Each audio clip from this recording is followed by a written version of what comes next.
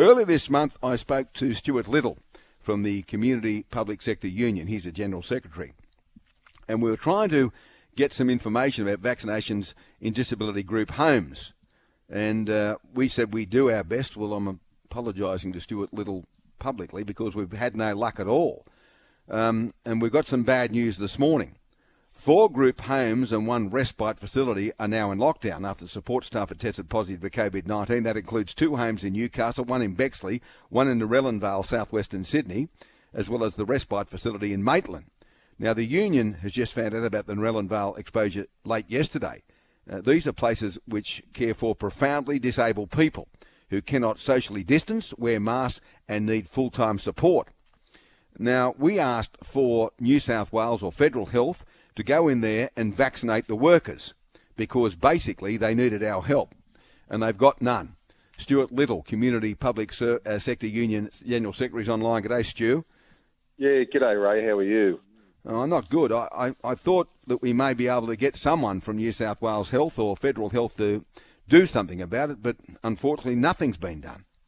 Ray, it's a major problem, and after we last spoke, I did hear from Bill Shorten. I think he's the federal opposition spokesperson on disability, and I know that Mr Shorten raised it in federal parliament, and I did hear Greg Hunt give in my view, a very lacklustre response in respect to the vaccination, both of the disability support workers and also of, the clients that live in these facilities, Ray. And, the figures are scandalous. I mean, I heard on the media this morning, you've now got advocates talking about children with disability. But in terms of adults, I mean, people living with disability in group home who are 16 and over, the vaccination rates are barely better than the average out there in the community.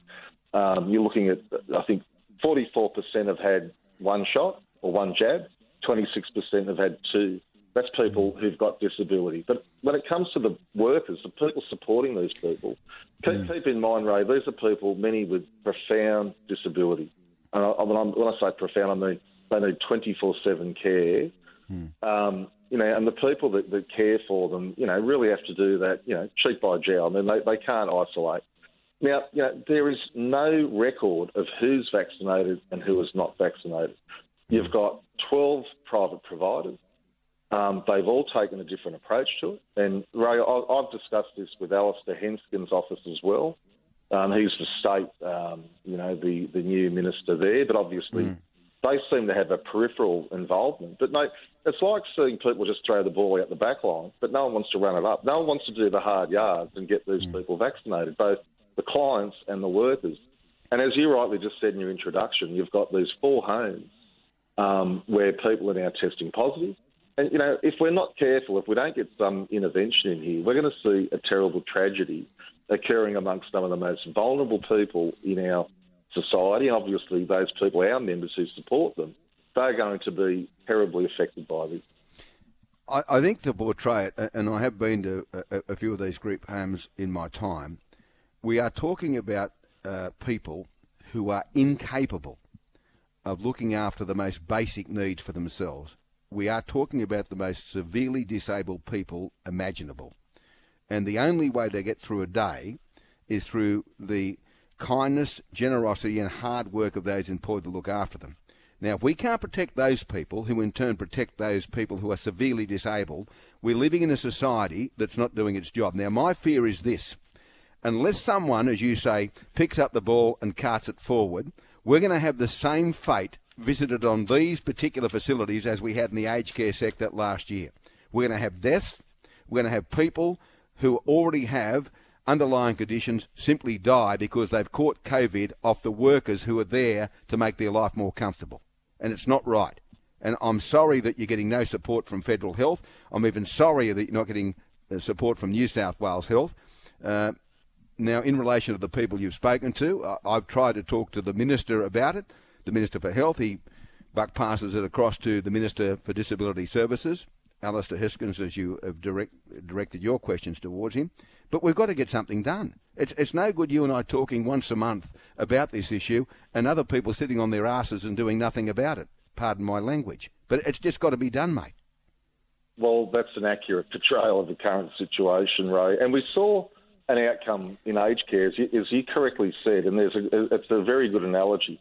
You know, you have that the National Cabinet, they signed off on this months ago, and you can hop online now and see the register of people who are vaccinated, the workers. I mean, there's a proper register being kept of people who are vaccinated at work, with our elderly in our age, and so there should be. Why have we not got an equivalent process for people with disability?